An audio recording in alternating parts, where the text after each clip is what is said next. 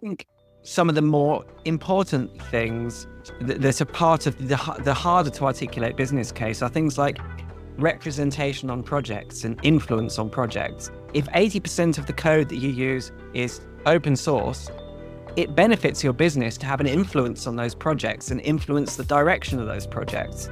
And within open source, the way to do that is to be part of the community. So, mutualization of non-differentiated technology. Again, that's a no-brainer. That significantly reduces your costs. And the final one is risk mitigation. We know that there are growing risks and challenges to using open source. And rather than paying a vendor millions of dollars a year to potentially protect you from the challenges of all the threats within open source, personally, I think the better way is to lean into it, identify the problems, fix them for yourself, gain a better understanding of the security challenges of open source, and actually do some of the hard graft rather than paying a vendor or using a product that kind of shields the front. So I think those are, off the top of my head, three things other than talent that I think people still need to understand, because you can hire the talent, but you still need to have the business case for those individuals spending maybe an hour a day on open source. Good morning, good afternoon, good evening, wherever you are. This is Grizz Griswold of FINOS. Hope you're doing well. Today with me, I have Colin Eberhardt. Colin, how are you today? Very good, thanks. Now, Colin and I will go as long as possible today until he gets kicked out of the room that he's in. But just know this, that like Colin and I could talk forever, because we've already, in our kind of warm up, we were talking about the fact that Colin does everything inside of FINOS, and so does Scott Logic, where Colin works. But Colin is a speaker at Open Source of Finance Forum in London. Colin's the head of our talk. Colin is one of the core team members on the AI Readiness SIG, and I'm probably going to forget everything else that you do, but you've been around for a while within FINOS and within the community, and it's always great to talk to you. Hi, Colin. Tell us about yourself. Wow, that's broad. Yes. Well, I guess the relevant bit says, as you mentioned, I'm CTO of Scott Logic, which is a UK-based software consultancy. So I've been in the software business for about 20 years now, and the majority of that time has been spent within Scott Logic. We tend to work with financial services organizations. So I've got a familiarity with a great many of the organizations that are FINOS members and have worked for them directly over those years. Right. Again, the interesting thing is I've been into open source for many years. I think I first started getting into open source 25 years ago or something like that. And I actually had a look back on the Wayback Engine and found some of my earliest open source projects. One of the first ones that was relatively successful was a PHP project that brought Usenet News, which some old people will brought Usenet News to the browser using PHP, MySQL, and that sort of thing. So I've been working in financial services for a long time, been actively involved in my personal life in open source for a long time. So it's quite interesting when I first heard about FINOS, because it's almost like my personal life and my professional life starting to combine. Yeah. And I think more people are starting to understand this, as open source has now gone from being important within our industry to call it ubiquitous. You can't really avoid the fact that it is quite often a crossover between people's personal lives and their professional lives. So yeah, that's the introduction to me in a roundabout sort of. So I think it's interesting, how you're saying that open source is now ubiquitous within financial services. And I think in a couple of different interviews I've done recently, people and I have talked about the fact that even a few years ago, banks were saying, we don't use open source. And that's not even anything on them. It's just, that's where this industry was 5 years ago. People like you within the community bring not only what you do on the consulting side, but also working within the projects and everything. The engineers and the developers, they know. As the OSPOs are built, they start to understand. But for open source within finance in general, where have you seen, and maybe it's less now, but where have you seen maybe the most friction in, I want to say, accepting open source? I think one of the biggest challenges you have with open source is, in general, explaining the business case, the genuine value of open source to people who are not engineers. And it gets a little bit more complicated than that, because the business case for open source consumption, somewhat trivializing it, hey, it's free software. Everyone writes free. That's brilliant. We have a business case for that. So then, but on the other side, the contribution to existing open source projects, or taking code within the bank and open sourcing it, explaining the business case to someone who's non-technical, that's actually quite hard, because it isn't terribly easy to define. It isn't one thing. It's a combination of a lot of things. And so many of the reasons for contributing to open source relate to the broader community rather than your own business. So I think to understand the business case for open source, you have to have an appreciation of the community and want to be part of a community. If you don't want that, then being genuinely part of open source perhaps isn't for you. So it's not just peculiar to banks. There are a great many RISE organizations who struggle with the same thing. Open source is free software. Great, we'll consume it. But what's the motivation to give back? So it's hard. It's never going to be easy. I think it got it. Oh, sorry, I'll turn off notifications on that window. It's getting easier, but I don't think it's ever going to be easy, because the business case is genuinely hard to articulate. And I could start to articulate the business case, but we'd be here all day. Yeah. Well, okay. We don't have to be here all day. We could, like I already said, but I think you should. I mean, it would be nice if you at least start to go into it, because, and I want to put it maybe in this perspective. You've been working in open source for 20 plus years, and open source has been around for 20 plus years, but not much more than that, right? Technically, with the term of open source. You and I are pretty similar in age, and I would say that, the people in our peer group they were understanding what open source was as they were becoming developers and as they were moving up in the world. But at the same time, that there are many like managing directors and C-suite people within banks or outside of banks that did not necessarily grow up in open source the way developers have been recently, or at least that's what I'm seeing. So the business case for open source, is it easier as the people who are, let's say, just getting out of university or college right now and getting into their developer roles, and as they start to rise up? So in 15 or 20 years from now, when we talk about ubiquity, is it going to be like it's a non-starter, like it just happens because that's how they were bathed in open source as when they were coming through their university programs? I'm just wondering.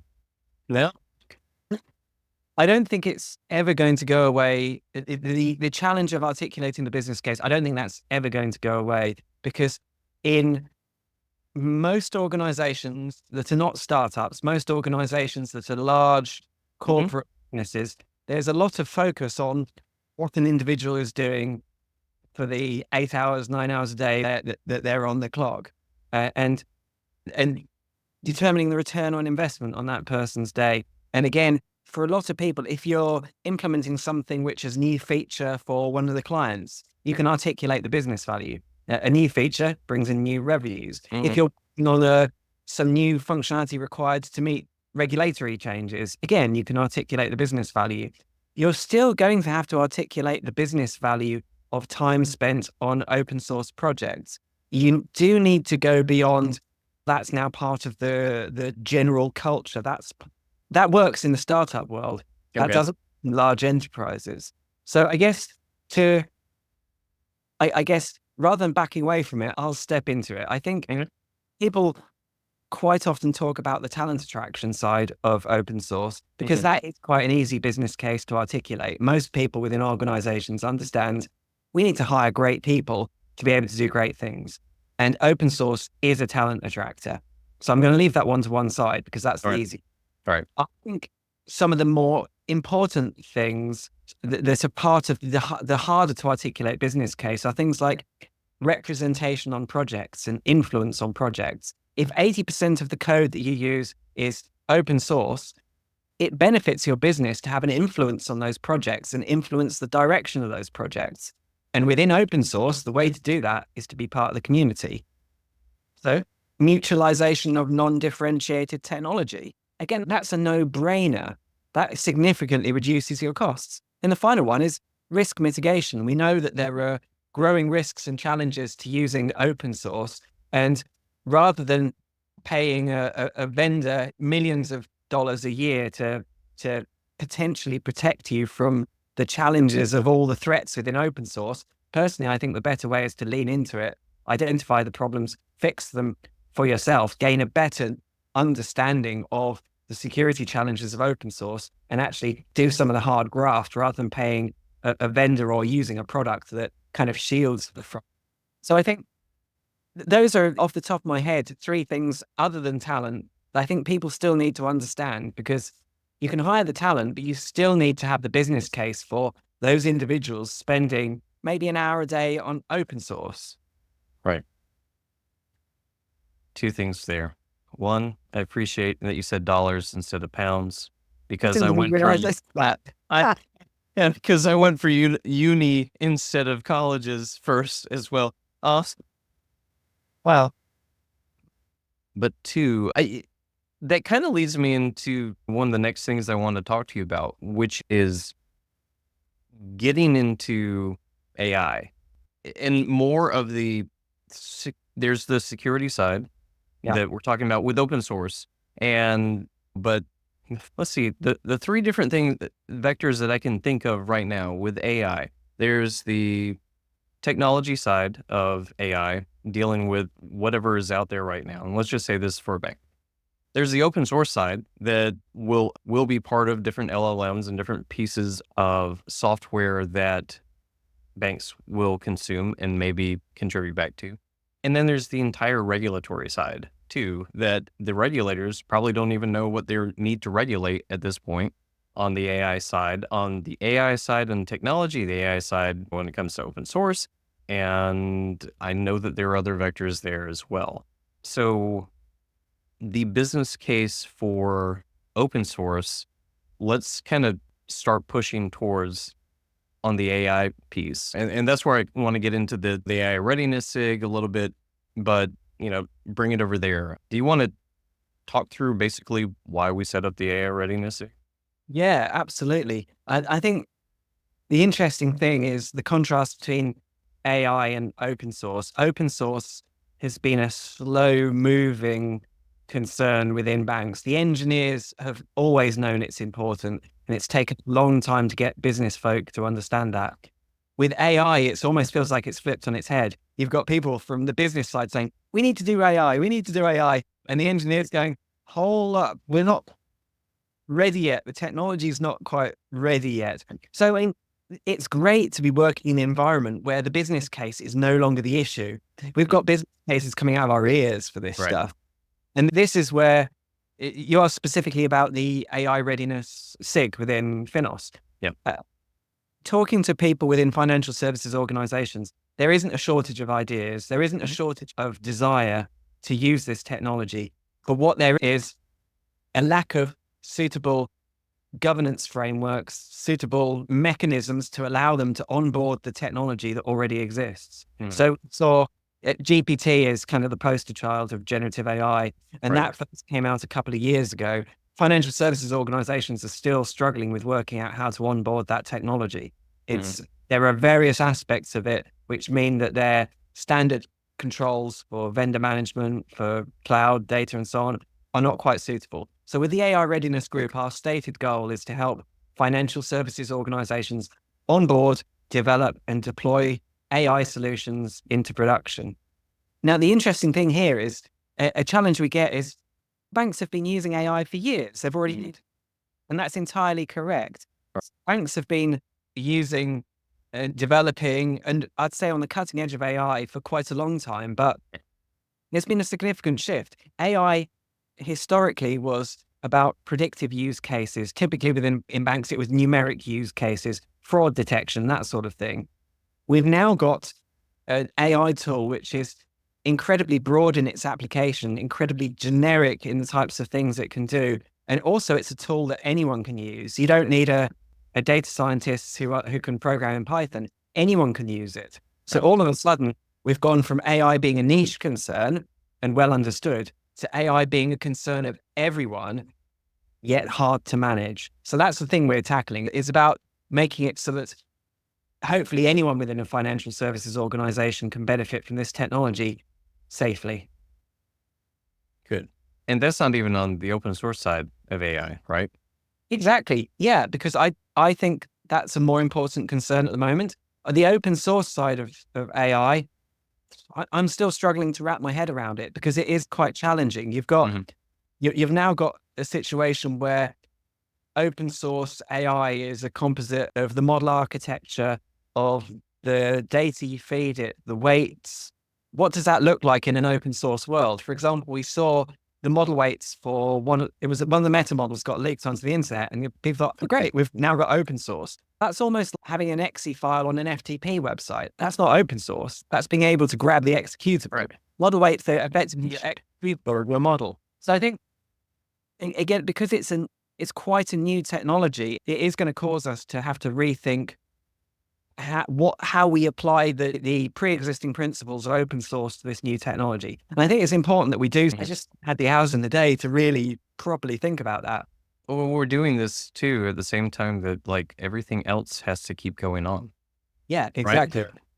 Which is why, for me, I put onboarding as my sort of personal top priority. And that's because a lot of what you see in the technology media, if you follow anyone who's interested in AI on LinkedIn, almost every day it will be, oh, this model's got bigger. Oh, this model is now better than a rocket scientist and a neurosurgeon combined. Fantastic. In my day job, we're struggling to get access to things like GPT-2. There are amazing things that we could do with the tools that were developed 2 years ago. I'm getting a bit bored of seeing these models get bigger and bigger. I want to do practical things with the tools that were invented 2 years ago. Interesting. So let's now bring that into, you're doing a talk at OSFF as well. Yeah. And I will read the title so that I don't... I can't remember what it is. Yeah. I've submitted it a long time now. About AI, isn't it? Yeah, I think so, yes. Making Gen AI a tool for everyone. Yeah. Explain. And this speaks to exactly that point. So the AI readiness, a suitable governance framework is part of it, but also make it a tool for everyone.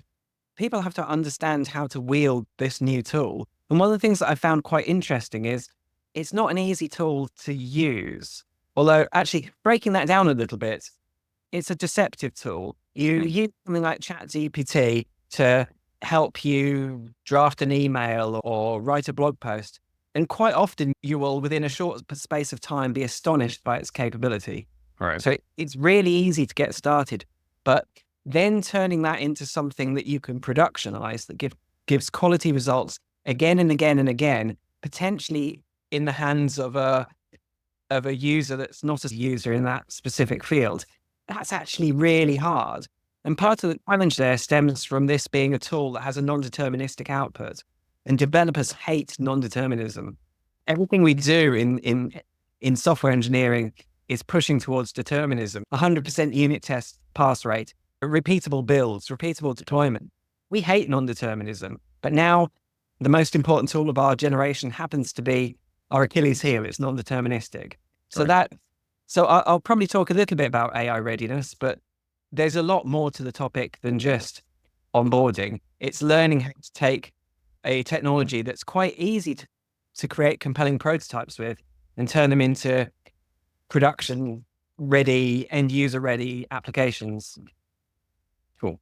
We will make sure that we put this in the show notes as well. And for people that cannot attend OSFF on 26th of June in London, then we'll put the video out as well. Because I really do find sometimes with some of the things I read from you that they are very good primers for the other things that need to be done. And I do appreciate the fact that you have a way of putting things in a way that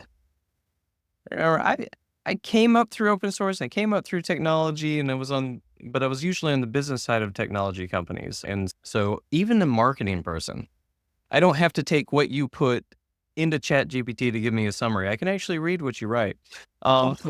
So I do appreciate that from you. So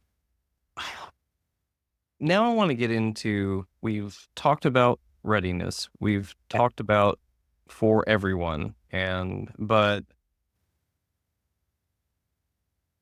where do you see it? Let's crystal ball it. Yeah. And you can keep this in the financial services realm or not. At some point, there's the singularity and we're done. But crystal balling it, where do you think we're going to be? Let's just say, as fast as GPT moved in the past 2 years, if you want to just stay there in generative AI, where are we 2 years from now? Yeah, that's a good question. I think I'll stick to consumer technology and something that I think is really an odd contrast. Anyone who's used ChatGPT, and by the statistics they've published, that's quite a lot of us. Mhm. Compare the power that you immediately understand this technology has, its understanding, its knowledge, its grasp of the human language. Compare that to the consumer products that we have at the moment, whether it's Alexa, Google Home, or if you've got a car that you can talk to. Right. My God, they're dumb. And not just a little bit dumb. It feels like the consumer technology that we have today is almost like we've just been transported into the 1980s or something like that. There is a massive disconnect between what we have as consumers and what those of us who are a little bit more adventurous can see on the horizon through things like ChatGPT. So where it will go, who knows? All over the place. I think the impact is going to be huge because I think the challenge that we have now isn't a technology challenge. I think it's more of an imagination challenge. The technology has suddenly become incredibly powerful, and our imaginations and the time taken to develop products, take them to market, that's the thing that's lagging behind. And I don't think we experience that terribly often, that technology takes such a huge leap that it takes a while for us to catch up with that technology and actually start wielding it. But yeah, I'm going to stay at the high hand wavy and say I think it's going to be hugely impactful almost everywhere. I think that in the near future, it'll probably be hard to find places that it doesn't touch. Yeah. I was chatting with my Whoop app last night and asking it why it didn't count certain exercises types or whatever, but it would count, was it toddler carrying as an exercise? I was like, there was a certain point to where it just stopped working because I don't know if it was upset with me or it was like, I'm not prepared for that. So even on the consumer side, that we're seeing so many integrations of AI, but they all say beta on them or beta. I do think part of it is imagination. I guess the harsh reality is, again, that the point I made about when you productionize something, you do want a certain amount of reproducibility in the output, or at least some control in the output. And I know that there's still more research and more work needed in that particular area, but I do think we've got a sort of pent up head of steam coming, and I think there are going to be very soon. It wouldn't surprise me if the iPhone, if Apple, if Microsoft, if others are going to have some pretty big integrations, but alongside that, you're going to get everything on your Kickstarters, your startups, because at the moment there aren't many truly innovative AI products at the moment. But I think it's not because technology isn't good enough. It's just time, imagination, that sort of thing. It's still handling the dumb stuff, right? It's like, we're trying to level you up. Actually, we're raising your foundation. I use it myself all the time for so many different tasks. A good example that's entirely FINOS related. One of the many things I do with FINOS is I'm one of the co-authors on the State of Open Source report. And to do that, we undertake a number of interviews. And one year, I think I was involved in the interviews for 10 people. So that was 10 half-an-hour interviews. Yep. And what I would do is I would note take or transcribe. I would then summarize, and I would handcraft quotes. What I do is I just record it on my phone. Through AWS, I get automatic transcription. I then have a bunch of prompts, which I say, give me a few paragraph summary, and then pull out some quotes. And it does all of that for me. And the fun thing is, I've gone back to people like Ridian, who's on the board at FINOS. I said, oh, can I use this quote? He went, yeah, that's exactly what I said. I said, yeah, not actually what you said. You actually said, and all kinds of things in the middle, but the AI captured the essence of what you said. Did that quote for you? Yeah. Well, that's pretty cool. Yeah. No, look at transcripts of the conversation. It's actually quite hard to read. Yeah, it is. Again, for me, that saved a couple of days worth of work. And that was a tiny little application of AI. Yep. 4 years ago, I started using Otter AI for transcripts for these. And it still took me, besides the fact that when I say FINOS, I've gotten 30 different versions of what that comes out, and not all of them are safe for work.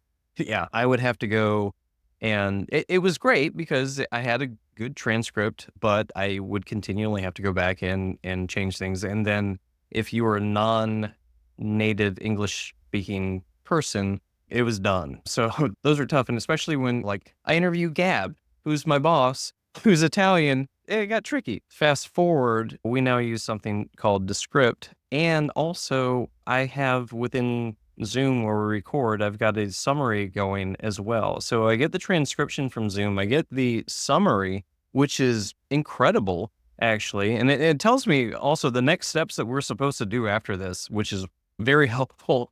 But then within Descript, like, it takes out all of the ums and pauses and things like that, which is, that in itself pays for a product like that. So yeah, it's on our podcasts. It's a really good platform. Yeah.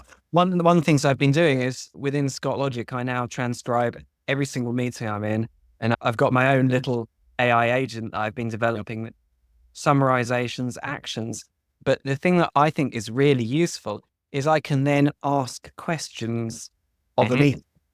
So I can go back and I can say, oh, on this meeting, what was the overall tone in this meeting? Were people happy? Were people excited? Or when did I last speak to someone about FINOS? Or who did I speak to about FINOS? I can then go back and, so summarization's powerful, actions, that sort of thing, really powerful.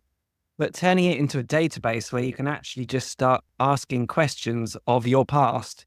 It's pretty. Yeah, that's your second brain. There's a startup idea there. There's second brain. Yep.